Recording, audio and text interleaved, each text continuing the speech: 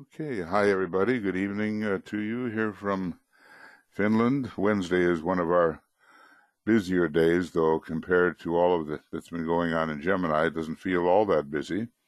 So, science of triangles tonight, and earlier we had the triangles meditation, just the normal triangles meditation, and we're fortunate. DK continues discussing that very important diagram. Let's just, there's not too many of us here tonight. We pretty much, Australia and New Zealand, you'd have to be kind of exceptional to be waking up at 3 or 4 in the morning. But, there are those who do it. I remember driving through the night to get to one of those exact time meditations, full moon meditations, before the days of internet, and there's something to it.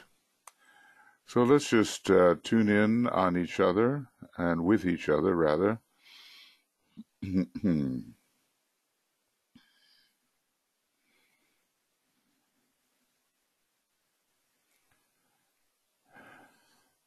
we realize that we're, in a way, under the guidance of Master DK's thought.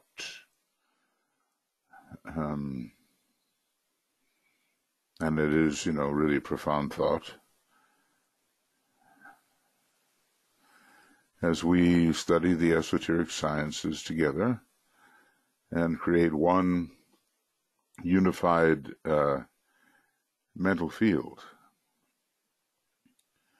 on which the higher wisdom, higher will, intuition can perhaps impinge. That's what we're doing.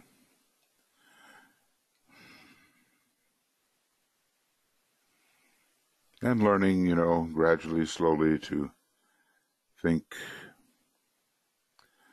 and to act esoterically, as if the esoteric understanding were real, which we do believe it to be, we believe it to be that.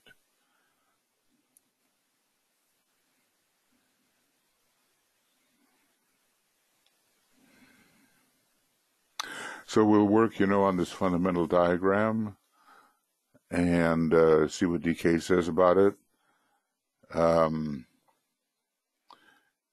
Let's see here. Just got to be able to find it, huh? You may remember it. The emanating energy pretty much indicates the monad. The evocative force, the soul space, where two lines of energy are going to meet before long. The magnetic center, it is generally considered to be, in terms of the constitution of man, the personality. The distributing center, whatever physicalization, all these energies pass through, and it can be, as DK says, even great centers, like a solar logos, can be the distributing center.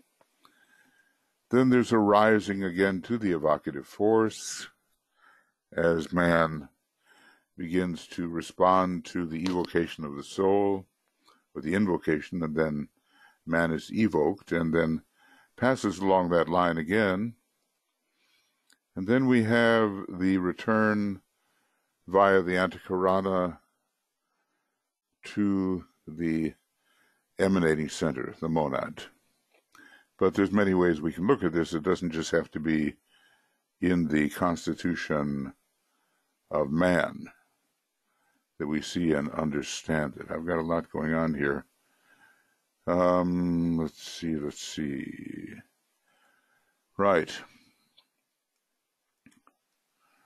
So, the distributing center can be a solar system, regarded as a cosmic center, in which case the triangle above it would be superior. A planet, which is a systemic center, always there's a kind of a triangle hovering above the fourth point, just as there is in the human personality, the triangle of the lower mind, astral body, and etheric body, hovering above the dense physical body. That's one way of looking at that. Another way of looking, let's think of this. Here's the atomic vehicle when it does get coordinated. Here is the Buddhic vehicle when it does get coordinated, largely after the third initiation. Here's the higher mental vehicle, and it hovers above the soul, really. If we were to look at this, you see, if we were to go higher, we would see that it's this triangle is hovering above the soul, and this would be then the distributing vehicle. Now look at the threefold monad, hovering above the entire triad considered as one thing, and the same thing goes. Here's a triple superior force hovering above a distributing center, which in this case is the spiritual triad. So it's a general principle. The distributing center can be a solar system, regarded as a cosmic center, a planet, which is a systemic center, and esoteric astrology is full of that kind of diagram. One of the planetary centers, like let's say Shambhala or hierarchy, above referred to, for instance, a nation also possibly, or an individual, or one of the centers in the human etheric body. We always have to look for that triangle hovering above a distributing center. Basically, so he's going to kind of deal with this and help us get our thoughts in order. Some of you have joined in on the Identify as Being, the third series, where I'm releasing all constraints and letting non-dualistic thought fly. I just want to say that that's one kind of thought, and it pretty well deals with the great generalities and not the specifics. It's right in the spiritual triad, in the abstract mind, and sometimes touching the intuitive level. But when we're doing the kind of study we're doing right here, we are into that part of Master DK, which deals with a second-ray trait we call meticulous entirety. And sometimes people call it the ray of ridiculous entirety. Anyway, it takes in all these details. So both things are possible, You can learn all this stuff about esotericism, and one day it'll really come in handy, and maybe sooner than later. Or you can learn also about the great principles that lie behind all these details. You can learn about infinity. You can learn about different kinds of infinity. You can learn about what is finite and what is infinite and what is as small as it can be, the infinitesimal. And you can learn about the absolute, not that we can really say anything about it, We can only say that it exists as Parabrahman and as the source of all, but how that source activates the great deity or its universe or whatever, we don't know. And we don't, maybe we don't have to know, but we're thinking in that direction. So I'm just offering here, I'm saying we have a duality going. All the details that Master DK gives us, amazing. And he just says, hey, look, I'm giving you the ABCs of these things, just the ABCs. And we can also look at the great philosophical consideration of how this universe or any of an infinitudinous series of universes came to be. It requires different faculties of the mind to do this, and I'm just trusting that the sincere and patient students of these matters will get value out of approaching in both directions. Okay, I've just made Tuya an organizer over on the other side too, and we have our full group of those who support the process. So, okay, so now, Master DK, what we're going to do here is, here's the archetypal diagram, which I put in another document to make it easier to go back and forth, if possible, and then he's going to say a few things. A close study of these energy... Oh, what happened? Somebody is... No.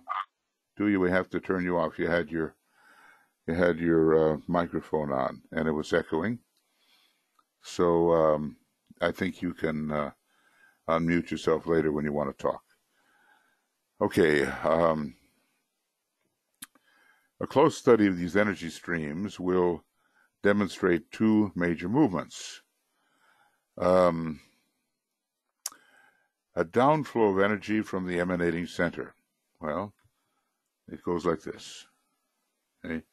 Eventually, all these things will be two-way streets, just the way we discuss the future relationship between Shambhala, the hierarchy, and humanity. Everything is reciprocal and going in both directions. But for the time being, this is the way it seems to go.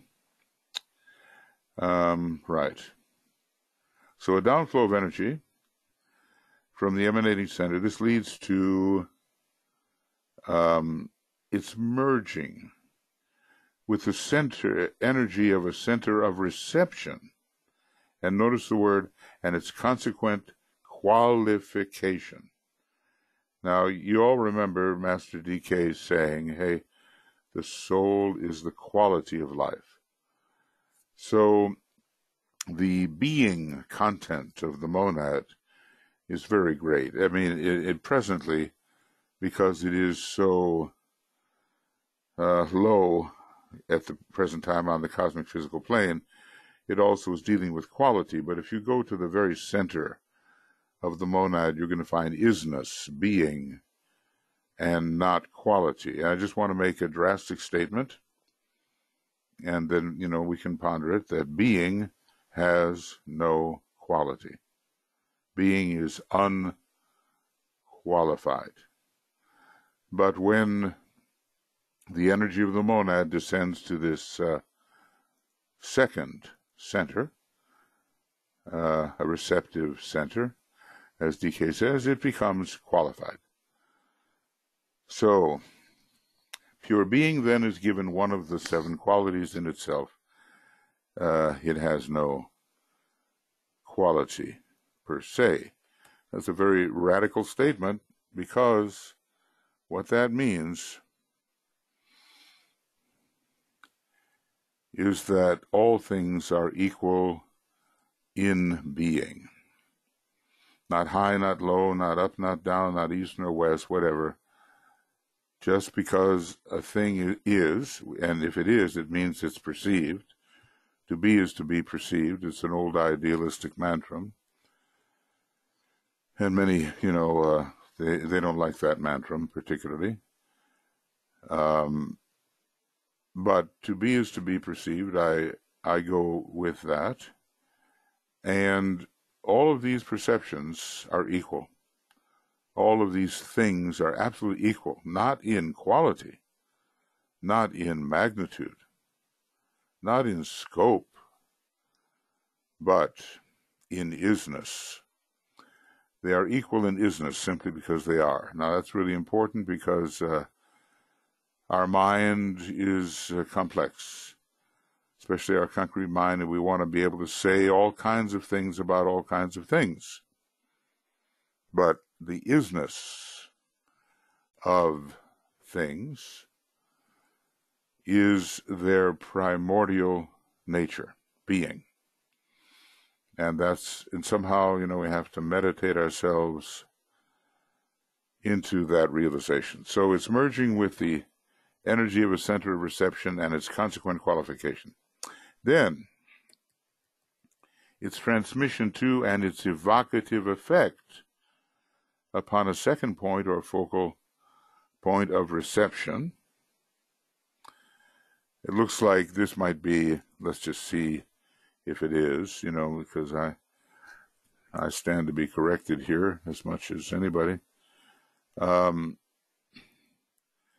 This is this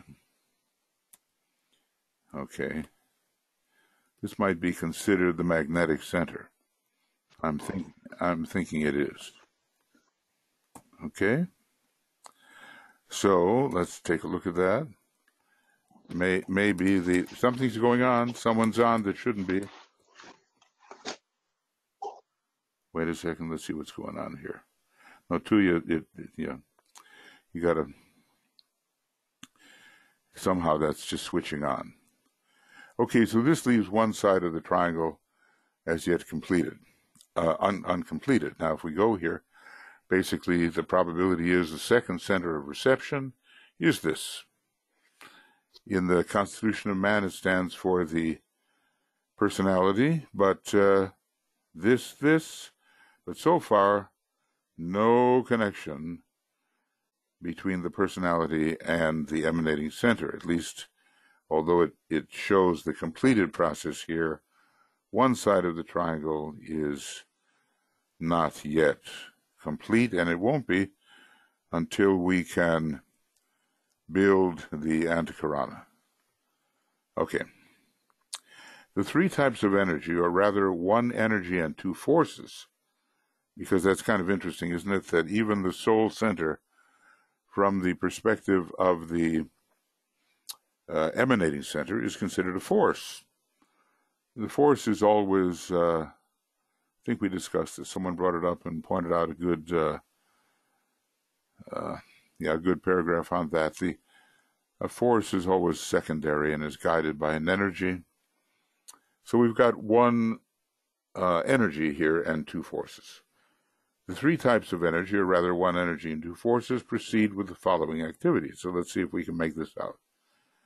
Evocative energies, evocative energizing of a second triangle. Now basically,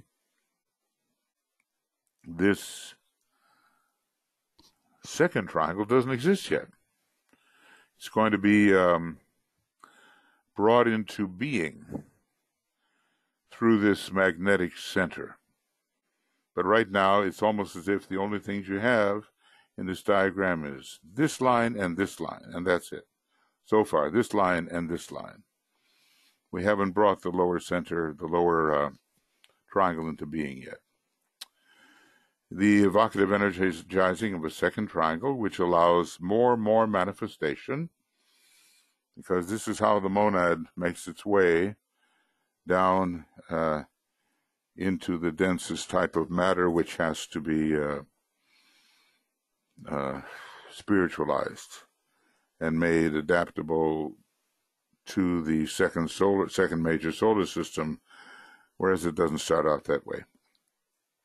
And the pouring down one side of this reflected triangle, it appears to be the right-hand side, into the evoked expression on the physical plane. And that's this, pouring down from one side of the triangle into this is the evoked expression on whatever stands for a physical plane. It can be a solar logos, a cosmic logos, a galaxy, whatever it is.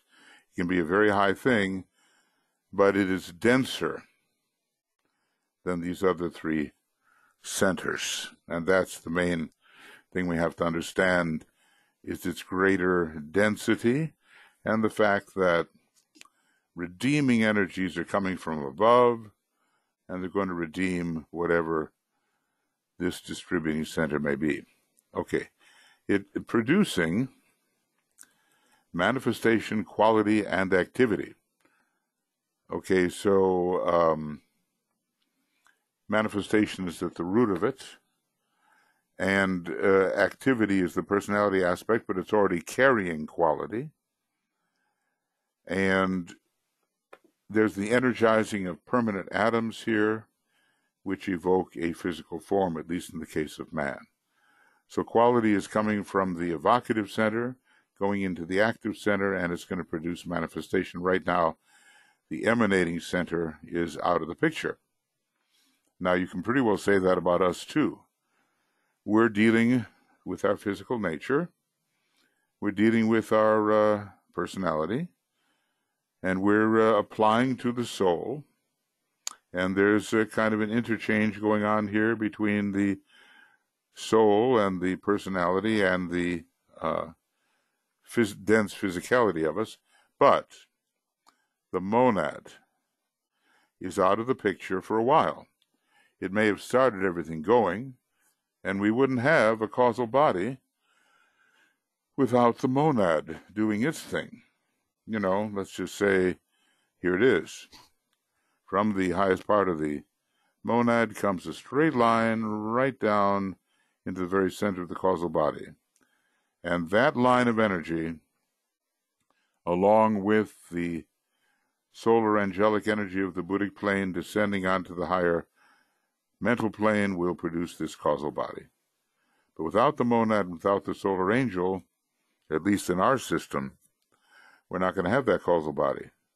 We didn't have the solar angel in our previous moon chain, or maybe in the previous solar system, and eventually the causal body was built, but built in a different way, which DK goes into in terms of cosmic fire. And then this forms a reservoir of descending and balancing energies within the distributing center. So this is DK's description of the following activities of the three types of energy. A secondary triangle is evoked. There's an expression, a manifest expression on the physical plane, pouring down one side of a reflected triangle. Manifestation is produced, and it carries quality and activity, but maybe not yet pure being that one can do anything with.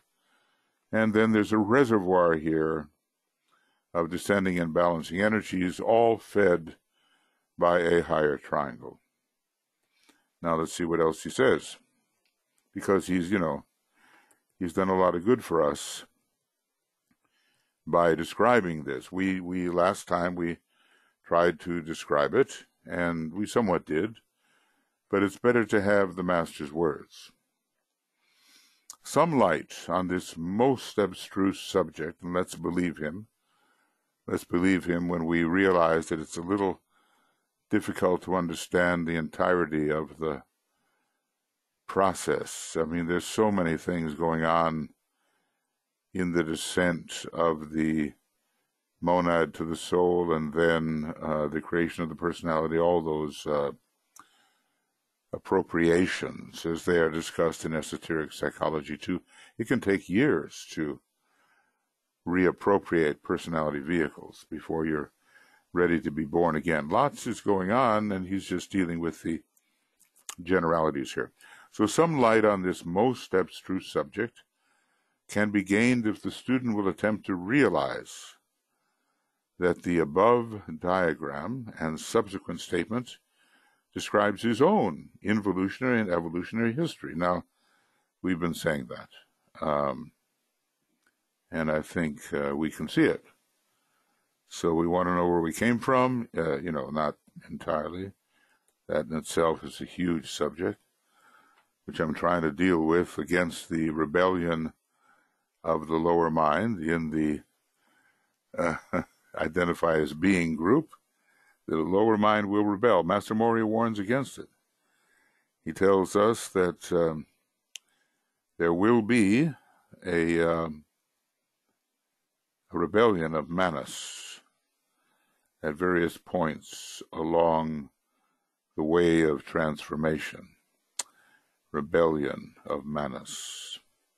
That's why he says when you're making a suggestion, he's very big on the power of suggestion. So he's basically saying, look, don't tell anybody you're suggesting something, because their manas will rebel.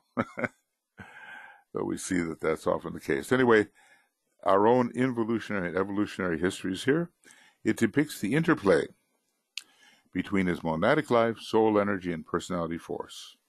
Notice how we have a triplicity: life, energy, and force, as these three focus on the physical plane, producing manifestation and appearance, which is basically our distributing center, basically the dense physical body. But those are the three words: life of the monad, energy of the soul, and force of the personality. And when DK tells us we don't know what life is, well, sometimes it comes out as vitality, but at other times it is that which sustains everything, being itself. So it depends on the context, what definition we're going to use. But just remember those three things: monadic life, soul energy, personality force. Okay, now, what's the next thing that happens? The first thing that happened up here was kind of the Roman numeral 1, a downflow of energy from the emanating center. That was the downflow. Okay, now, what goes down must come up.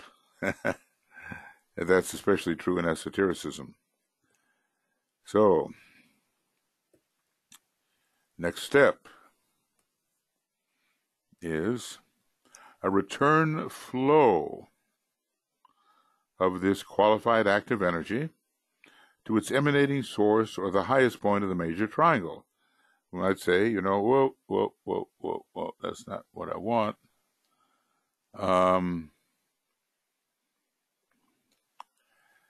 Okay, excuse me, it just takes me a second here to get some kind of, yeah, that's it. Okay, so, okay, I'm doing my best, but need a little help here. All right. And get rid of the underline and copy it. Okay. So, return to the monad, right? That's what we're going to be dealing with now. The return to the monad, or whatever represents the monad in any triangle above a distributing point. That's what we're going to do. Okay. And I don't know which one's which, but we'll see. So this produces, in other words, we're going to get back up here. And when we're a 6th degree initiate, we really find ourselves focusing at a point of tension following the real ascension, which is the monad on some subplane of the monadic plane. And maybe if we're like the Christ or the Buddha, we've even broken through that and we're focusing within the sea of fire upon the very highest or logoic plane, this. But most of us at the 6th degree would be focusing here. Then somehow we break through that. I don't know whether the temple here is broken. The temple of Ezekiel, he doesn't go into that too much, but he does go into the fact that it has to be broken. And the flying essence of being repolarizes itself at a point of tension upon the logoic plane and prepares to make its big journey on the way of higher evolution. Okay. So, return flow. The completion of the two triangles, the real and the unreal. Well, this is how he uses those terms.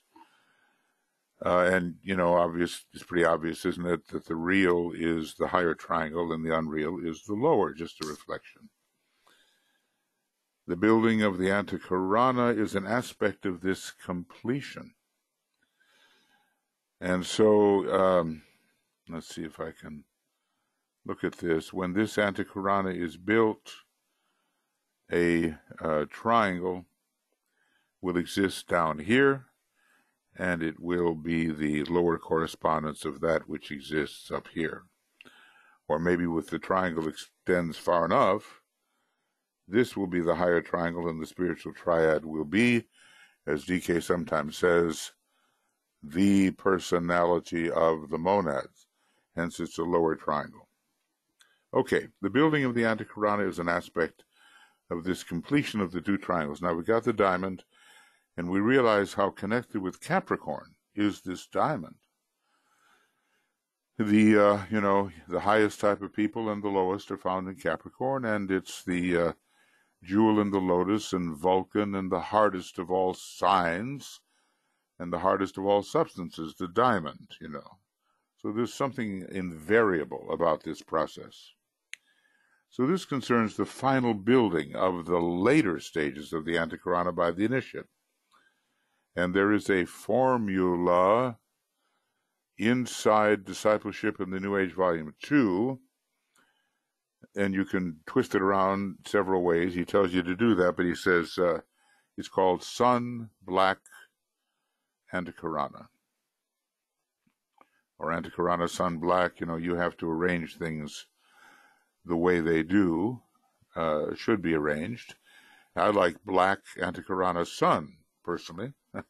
It tells the story of how that high monad eventually withdraws the antahkarana. From a state of ignorance or blackness, the antahkarana rises, reaches towards the height, touches the heights, and is withdrawn into a synthesis in the monad. Anyway, we'll study Discipleship in the New Age, Volume 2, and I've written a lot about that. It's on Makara, should be there, and I don't know whether it's verbal or written, but something's there to explain that. Now, the final building of the antahkarana, it would go all the way up to the monad.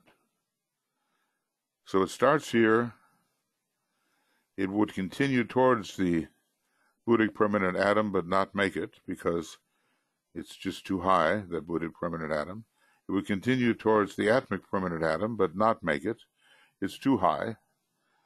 And eventually it will be made, and then it will go into the monad. I'm not sure, which point in the monad it has to touch, whether active intelligence and wisdom first and then will, or whether, according to your monadic ray, it can go there. And there are different vehicles along the way that have to be destroyed. There's something on the atmic plane that's like a higher causal body, and before you can be released into your monad, that higher causal body has to be destroyed, and then before you can be released into the sea of fire, the triangle on this temple of Ezekiel has to be destroyed. So those are some of the higher dynamics that DK hasn't really, he's hinted at them, okay, but he hasn't really elaborated. Maybe in the coming teaching, and who knows, will it last 30 years? I don't know. But we want to be sure we can recognize it when it does come, and promote its dissemination in humanity. Okay, so the final building of the antahkarana, which as far as we're concerned is the absorption into the monad, but of course it keeps going. So there's an antahkarana between the Earth and Venus, and all of this is antahkarana. All of it's antahkarana, on and on and on and on, until whatever we are at that point reaches the very height of the universe. Now, that takes a long time as time goes, but what we will discover at that point is that we are not the emanation we thought we were. If you tell someone, hey, you're not the emanation you thought you were, what will they say? You'll discover you're the whole thing, So that's where we get Vedanta and Parabrahm and Brahmanism into this way of thought. And you drop one limited perception of yourself after another until you find out what you really are. And it's all done via the antahkarana. The final antahkarana will be absorbed into the final great being, and that will be the predecessor of universal pralaya. And then who knows what, but something very infinite, of course. Okay, so now going on, the transmission of force from the reflected or secondary triangle in the three worlds of human endeavor, or in the five worlds in the case of the evolution of the members of the hierarchy, because they add to it.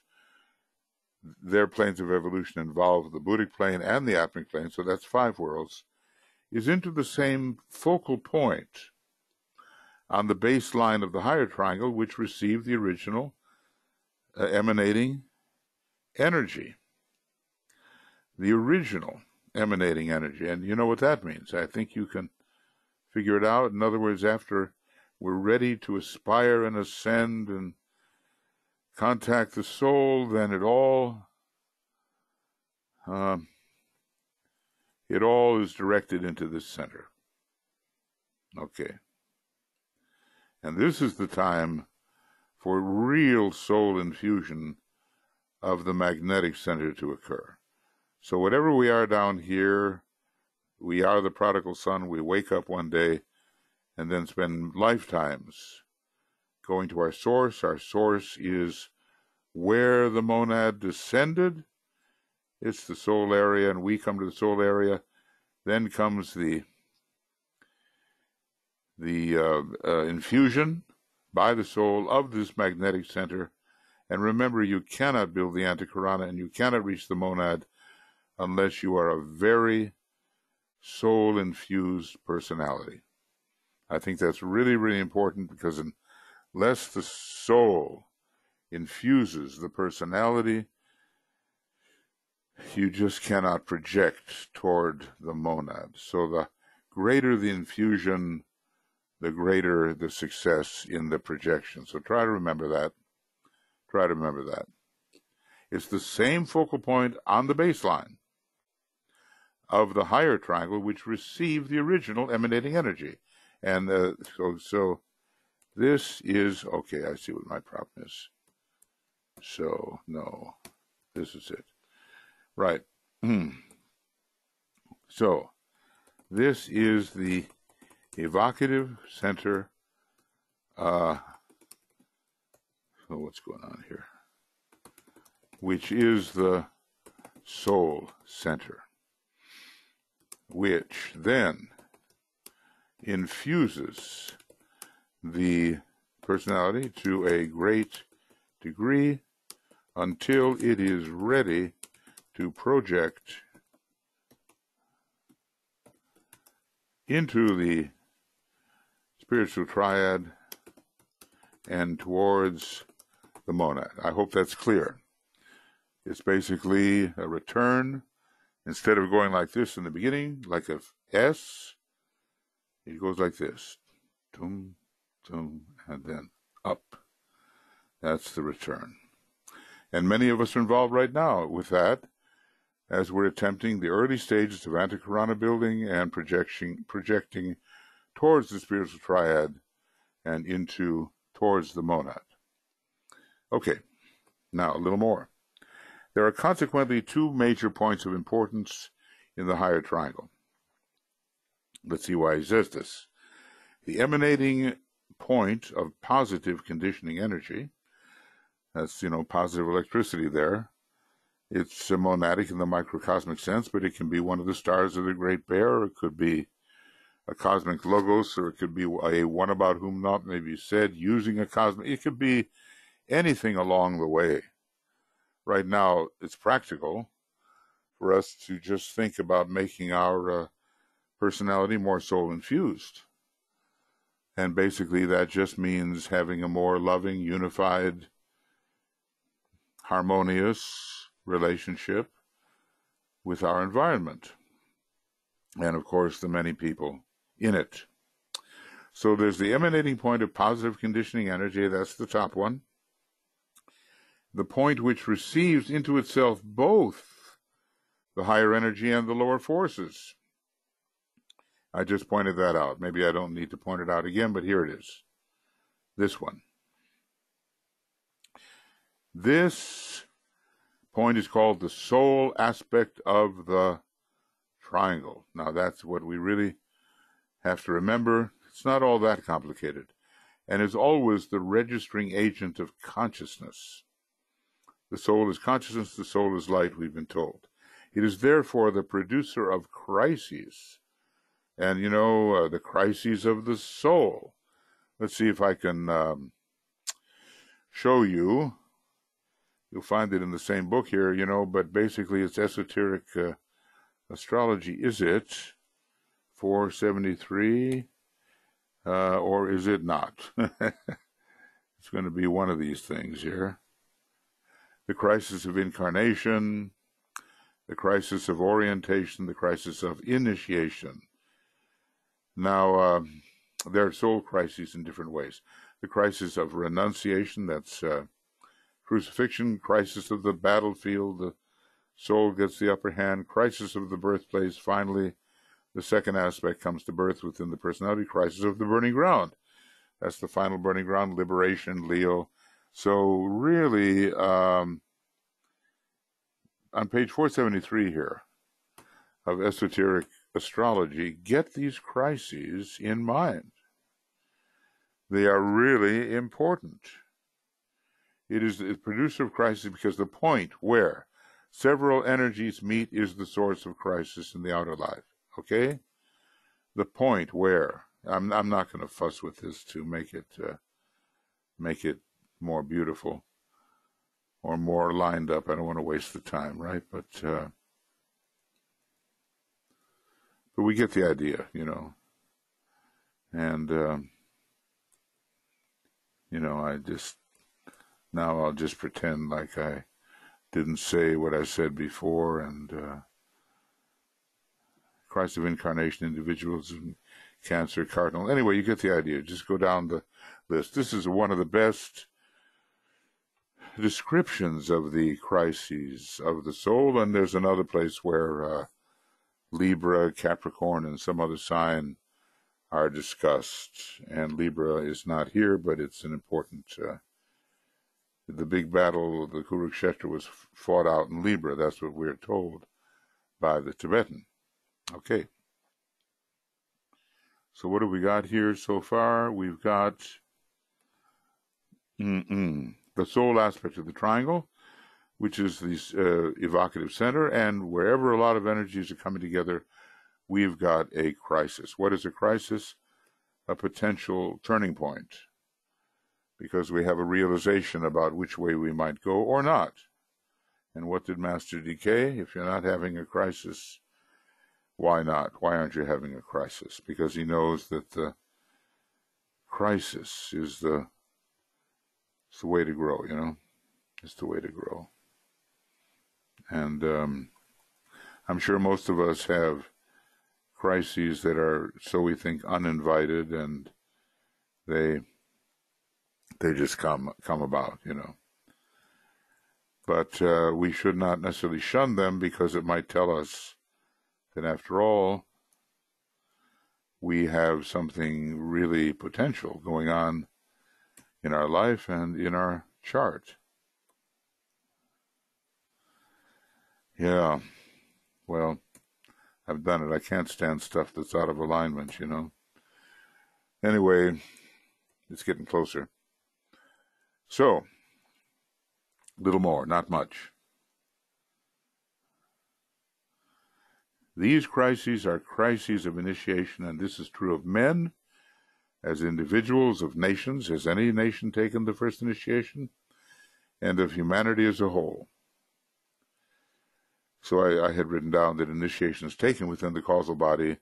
The crises of initiation are enacted within the vehicle of the soul, which is the heart center of the monad, or emanating center. So, the cross in the heart is pretty much where all of these initiations are taken.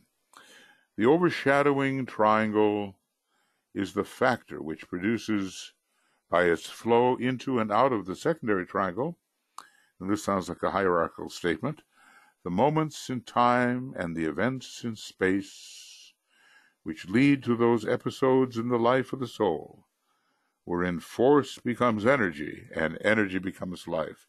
It's the kind of thing Master K.H. might have said, or even Master Serapis. He has those very profound and somewhat enigmatical statements. Let's look at this. The overshadowing triangle is producing out of the second triangle the moments in time and the events in space. In other words, your horoscope has to be right to take an initiation. And the events in space, you have to be in the right relations, which lead to those episodes in the life of the soul. Taking initiation is special for the soul. Wherein force, now this is the ascent, wherein 3 becomes 2 and 2 becomes 1, okay? Wherein force becomes energy and energy becomes life. In the lower initiations, I'm saying here that force becomes energy, and in the higher initiations, beyond the third, initiation 4, 5, 6, energy becomes life. Energies can be differentiated, but in a way, and we have to work that out, the life aspect is not really any ray aspect. It's a non-differentiable essence. Anyway, such a momentous event or crisis is now taking place in the life of humanity. Today we call this, the burning ground, the Kurukshetra. We call it preparation for the first initiation. More along this line I may not here dictate. The subject is too vast, abstruse, and complicated. And I guess we get an idea that is how it is. I have, however, indicated enough to throw some light on this intricate science. So he summarizing what I've said. Emanating, evocative, and magnetic energies are the 3 types of energy from the superior triangle, 1, 2, 3. And as we're facing the triangle, it's the top, the left, and the right. Receptive, distributing, and critical force are the 3 types of energy distributed by the inferior or reflected triangle. And I suppose each one of these has its own kind of, maybe critical force is at the magnetic center, maybe distributing force is at the very lowest point, and receptive energy, receptive center is at the evocative center. Perhaps we could work it out, but this way, this way, this way. Critical, distributing, receptive. Maybe that way. The 2 points of energy are shared by both triangles along the baseline. When the work is completed, the baseline is formed by 2 blended streams of energy, which embody the energy of both triangles. So monadic energy is flowing. Monadic energy has basically created the soul and personality, and then from that created personality and its vehicles comes a return to the soul and then an infusion. And we're all working on that right now. 1 point of energy, the magnetic point. Now, you know which one that is. That's the personality point here. It's operative relatively early. 1 point of energy, the magnetic point, produces involution and outgoing during the process of forming the lower triangle, for which it is largely responsible. Whoa, I'm always doing that, and that's not correct. For which it is, okay, now I always am in the same pickle here. Tell you what I'm going to do. I'm going to make this into purple and then copy it. So, 2 points are shared by both triangle. Right. 1 point of energy, the magnetic point, produces involution and outgoing during the process of forming the lower triangle, and let's just say to form the lower triangle is involutionary.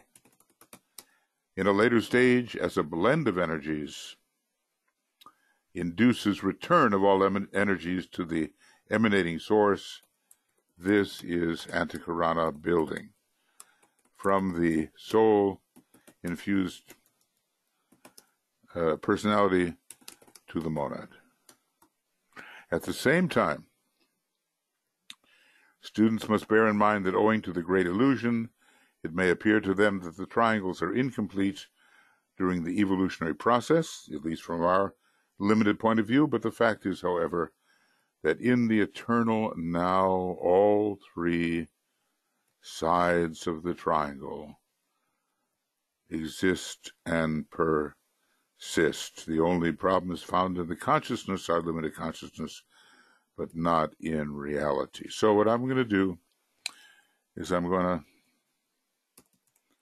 just, let's see what I got here. 1, 2, 3.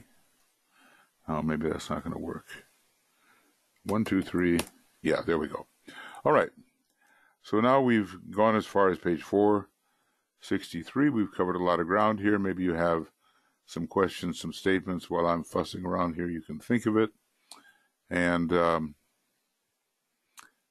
here it is. This is, I think we're at the end of number, I think we just did number 40, didn't we? I think so. And let's see if I can, yeah, Michael? Yes, we just did number 40. Right, okay, very good, thank you. All right, so let me go over here. And we went from 460 to 463, which in terms of the way we make progress is really a big deal. And so this is the end of number 40. And we have the 19th of June, and it's 460 to 463. And next time we begin number 41, and it should be on the 26th. Now that I say, Tui and I will be gone for a little while, a few days. I don't think this will not be affected, but some other things beyond this will be letting you know about that. I don't think we can carry our little silver suitcases and do anything where we're going. Okay, so this is number 40, and we start with number 41. All right, so that's it for the moment, friends. And maybe you have some thoughts about these, you know, now we've spent 2 weeks on this diagram. From the emanating to the evocative to the magnetic to the distributing, back to the evocative, back to the magnetic, and with the magnetic fully charged up from all the energies of the soul, then in antahkarana building back to the emanating center and completing that antahkaranic process in this first phase at the 6th initiation and not before. All right, your thoughts, your questions. Thoughts and questions. I think you find it useful because you really see the science underneath it, you know? You see the pattern. And some of the stuff in occultism, it's hard to organize in your mind. But here, he's really gone and done it and given us the way the science of triangles is organized. And we can apply that. We can go, we start rising along the emanative stream, and we can go to what? Planetary centers, Shambhala, for instance. We can go to different planets. We can go to our sun, in which case we'd have like 3 stars of the Great Bear and our sun. We can go to the next cosmic logos. We can go to the next super cosmic logos, or one about whom not may be said, we can go, where do you go after that, I mean, finally we can go to a galaxy and it'll all be the same. The diamond shape will be upheld. And what can we do in a practical sense? Well, make sure that the invocative process to the soul is strong enough, right enough, so there will be an invocation from the personality, and the personality will become soul-infused increasingly. That's our task right now. As potential initiates to the first, second, third degree, whatever we are, we make sure that that baseline is really activated and that we invoke soul energy to fill the personality so that we're in good shape, the correct shape needed to build the antahkarana. That's where we are now in terms of being a human being. Okay, your thoughts. It's not that difficult, really. This is not that difficult, and it's clear. I think it's clear. Going over it carefully the way we have, I think it's clear. Basically, you're trying to become filled with light, filled with love, and filled with that sense of purpose and the sense of sacrifice to make the purpose happen. That's what we're trying to be filled with here in our own little personality life. That's what we're trying to be filled with.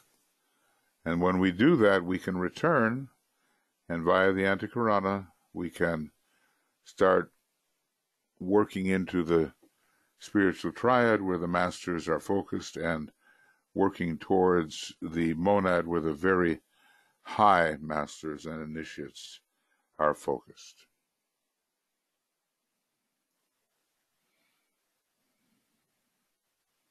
Okay, anybody want to say anything? And that includes staff, where we have Tuya, Michael, Joe, and BL.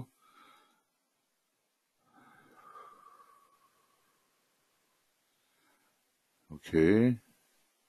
Well, don't ever be afraid to speak up, because whatever it is, occultism covers it. I was just thinking about it, the one thing we just cannot be afraid to speak up. We might say, well, that's a foolish question I'm about to ask, or this statement is really off, or whatever.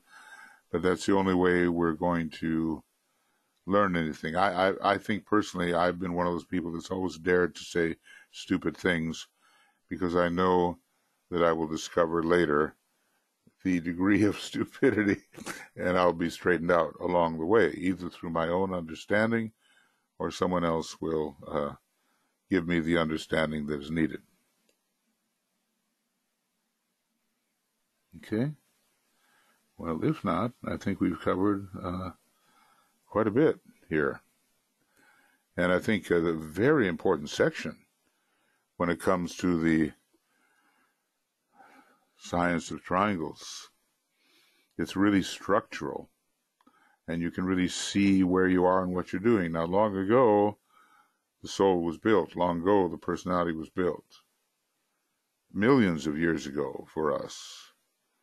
And now some action has been taken on the physical plane, and we are returning to the place from whence we came.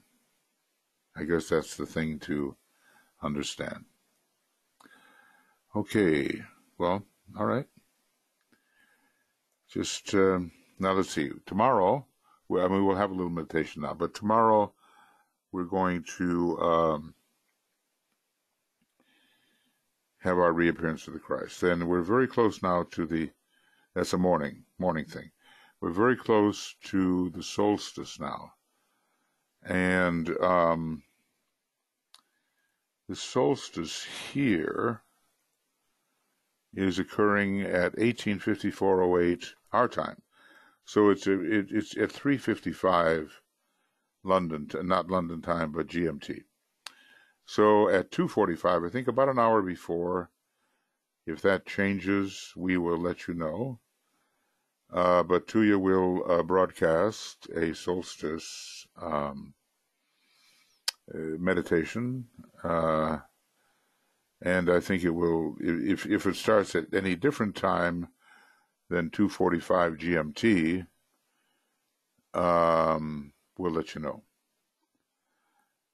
But that's the way it looks right now. We need about an hour before the actual solstice moment, which here in Finland is almost 7 o'clock, and in GMT is almost 4 o'clock, 3:54 and 8 seconds. So I think solstice is a real turning point.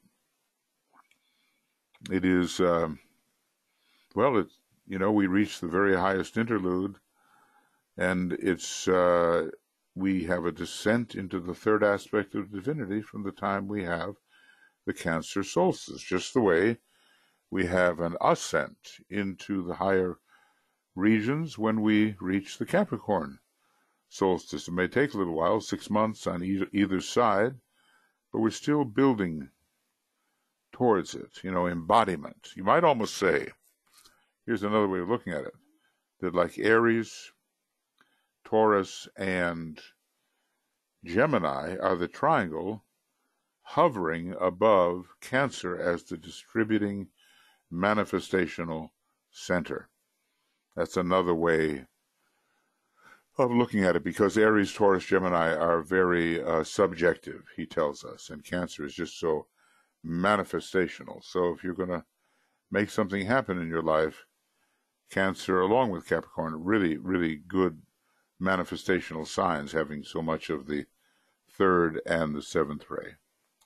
Okay, last chance to say anything or write anything if you... wait a second. Antoinette. Okay.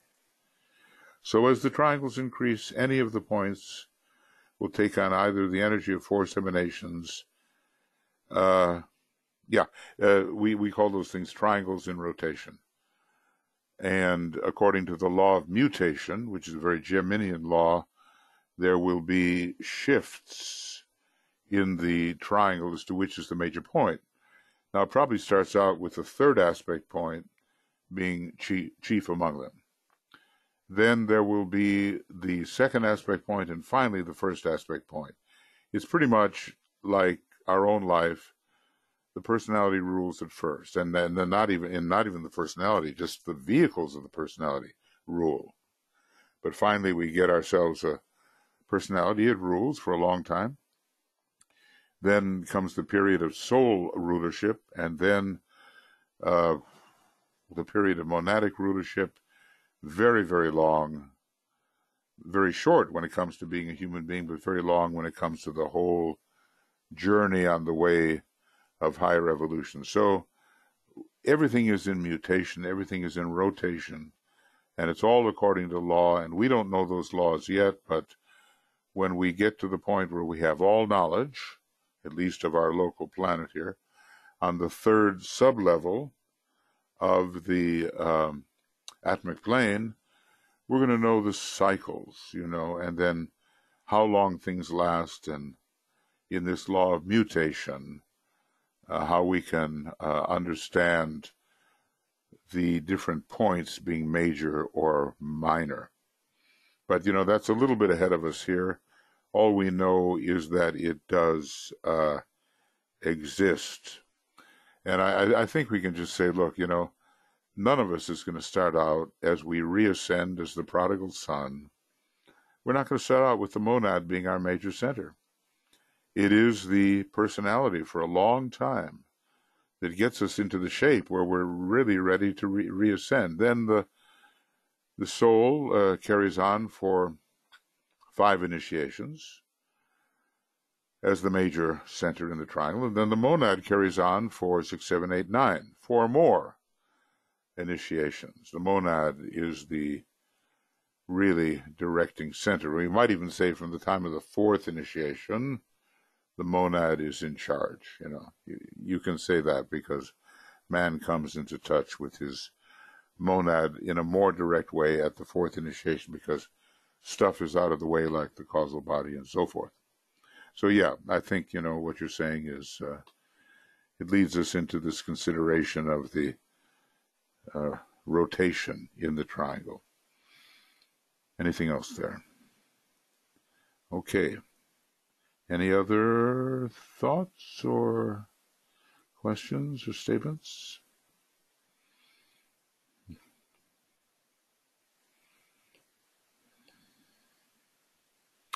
Okay. Now, Tuya, would you like to do this? Whoop, she's gone. Something happened. Or maybe not. No, there you are.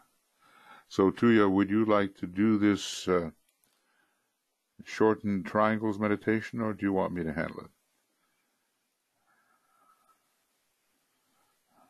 Okay. Not sure.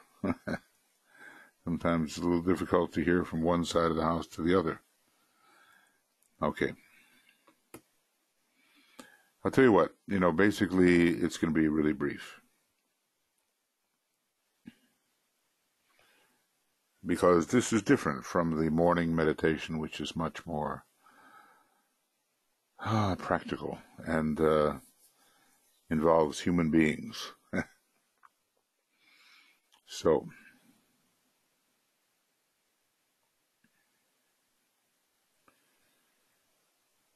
the basic thing we have to do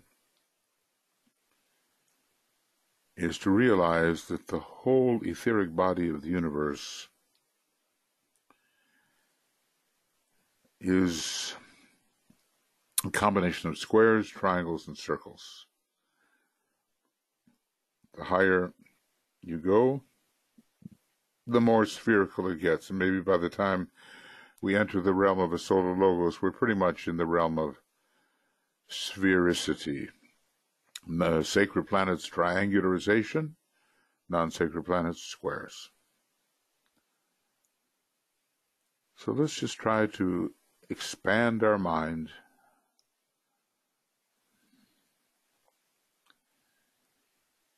until we get this kind of image. So I wonder if I can kind of get that, because there's some beautiful things here. Here's an image, that takes us from our own little group of triangles into the whole triangle network of this earth. And practically speaking, we're looking for about 100,000 triangles between people on different, different places and continents and hemispheres.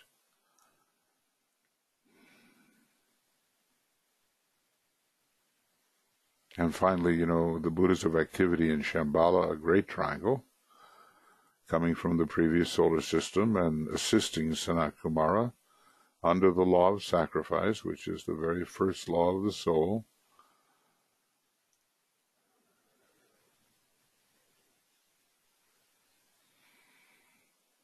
And, stretching, now who's in the center of that triangle? It's probably Sanat Kumara.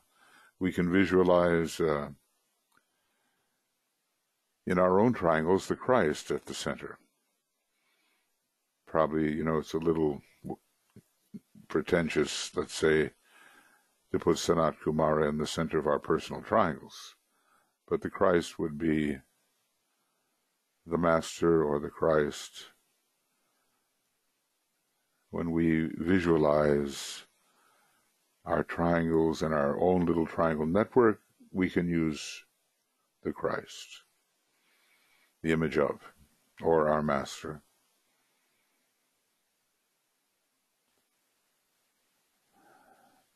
And from Shambhala, where these three Buddhas of activity actually do surround Sanat Kumara in triangular form,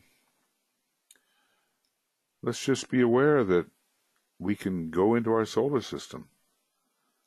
I can just name some triangles. Just see if you kind of feel their quality, Here's the triangle Mercury, Venus, Mars.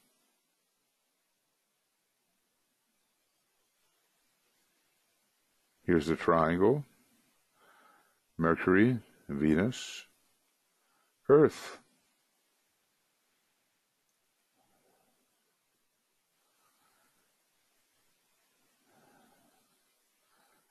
Here's a triangle, Vulcan, Mercury, Venus.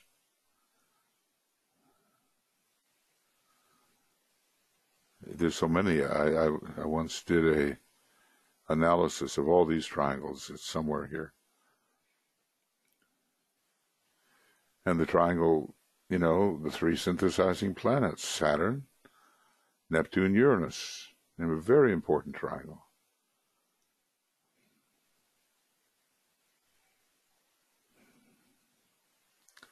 Then you can do it by ray, Like there's a triangle that helps you take the second initiation. It's Venus, Jupiter, Neptune. Second ray being strong in all of them.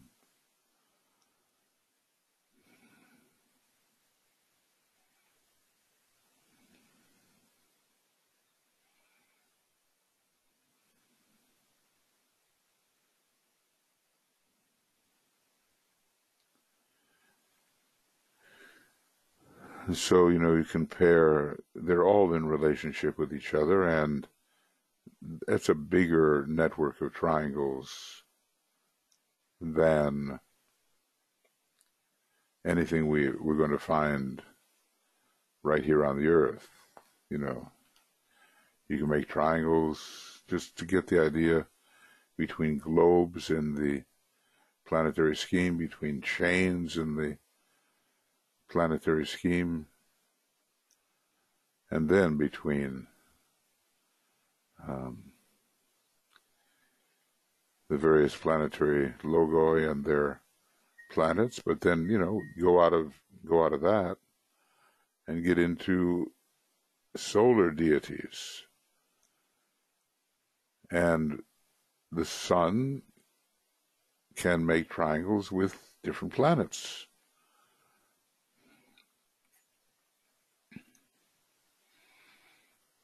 It's just a very rich and complicated network. And then the sun can make triangles on its own level. Let's say our sun, the sun Sirius, and the star Procyon. That's our sun, the greater dog star, and the lesser dog star, all representing different chakras. We could really get into that.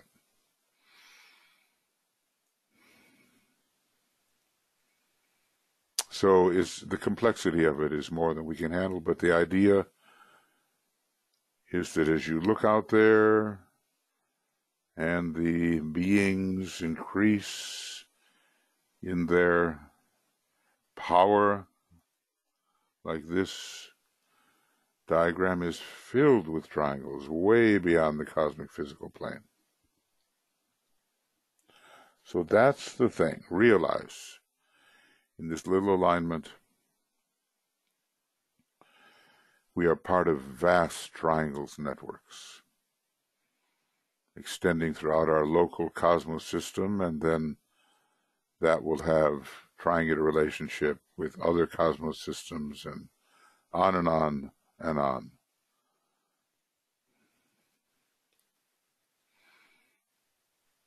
And our main thing, of course, is to line up our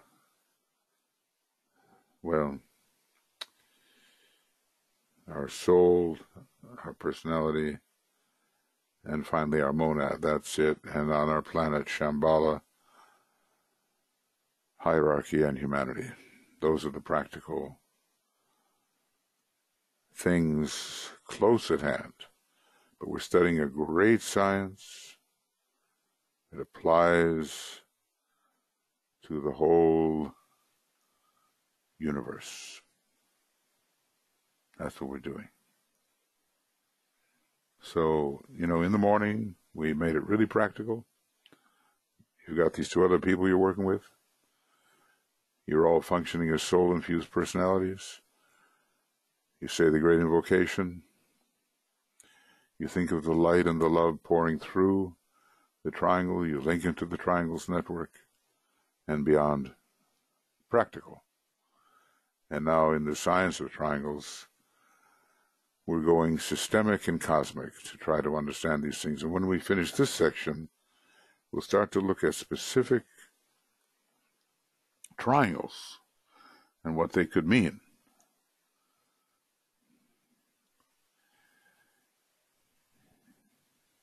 If I give you the triangle Leo, Virgo, Aquarius, what are you going to make out of that? There's something to be made out of it. And I'll tell you what I think, and I think the Tibetan thinks this: individual consciousness, Christ consciousness, group consciousness. Every triangle tells its story. And you're going to get more and more skillful at identifying what that story may be.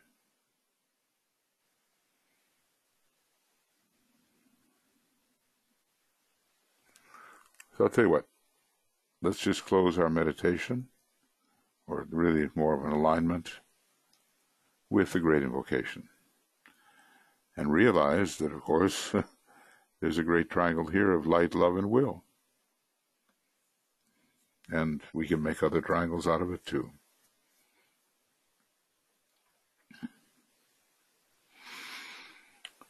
From the point of light within the mind of God, let light stream forth into the minds of men. Let light descend on earth.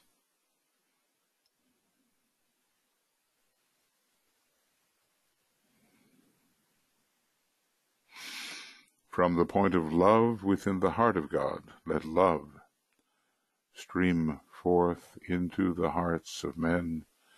May Christ return to earth.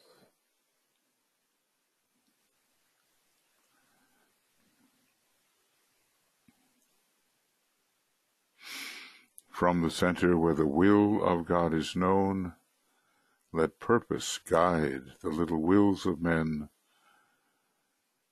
the purpose which the masters know and serve. From the center which we call the race of men, let the plan of love and light work out, and may it seal the door where evil dwells.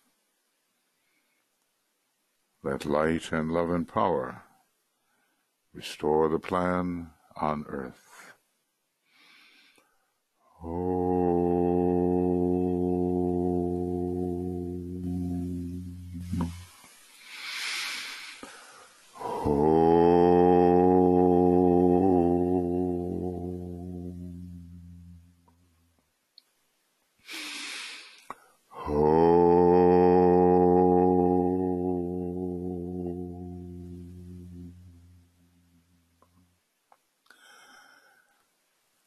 And just one thought here, don't you see the higher triangle hovering above the distributing center, which is, in this case, humanity? Wherever these points are, mind of God, heart of God, will of God, there are different places where they can be, but humanity is the distributing center in this particular triangle above the lower point. Okay, friends, we'll get this out to you on Makara as soon as we can. And if there's anybody that on staff who has any last thing to say, you certainly can. This is Joe. I'll just ask you and Tuya to give us the details so we can get a solstice announcement out to people. Yeah, okay. As I said before, it's going to be 2:45 GMT, and I'll try to, get a little something to you in 2 days. And 2:45 in the afternoon, which is just 1 hour and 5 minutes before the actual solstice moment. And some of you, I think, will be working with the 2025 initiative. They also have a solstice moment because we all want to prepare for the festival week of the new group of world servers, and these solstice points are very good time to prepare. So whether we're working with the 2025 initiative, some of you have received on that, or whether you're working with us on our usual kind of broadcast at the cardinal points of the year, we do want to be thinking forward to the festival week of the new group of world servers, December 21st through December 28th, and to really put on the steam internally and externally, let people know about that, and think about always strengthening the hands of the new group of world servers. Always in the arcane school final sort of question, it was how can we better strengthen the hands of the members of the new group of world servers. So, we're going to make it, I think, a very special time. There'll be groups all over the world doing their thing, and to a certain extent, they'll be in touch with each other as they do these things.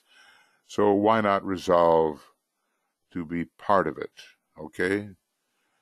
Resolve to be part of the story. And that, of course, this solstice thing will be a broadcast, not a webinar. It's going to be a broadcast with music and the usual thing, So, and then about an hour and 5 minutes or so, or 10 minutes after we begin, we will have the solstice moment, the turning point. The Cancer and Capricorn, the two turning points, and Aries and Libra, the 2 points of equilibrization. Okay, anything else on staff? Are we good? Anything else? I'll get that to you, Joe, as soon as, and let's see, Anne Veronica. Right, thank you, Anne Veronica. Thank you also. And, all right. We'll see you soon. And tomorrow morning, Reappearance of the Christ, broadcast, 5 a.m. GMT, and 8 o'clock in the morning here in Finland, and in the middle of the night for some places of the United States and also South America. Just do what you can and be with us one way or another. Lots of love from both of us, from all of us, and we'll be seeing you soon. And for now, this will be posted before long on Makara. Okay? Bye-bye.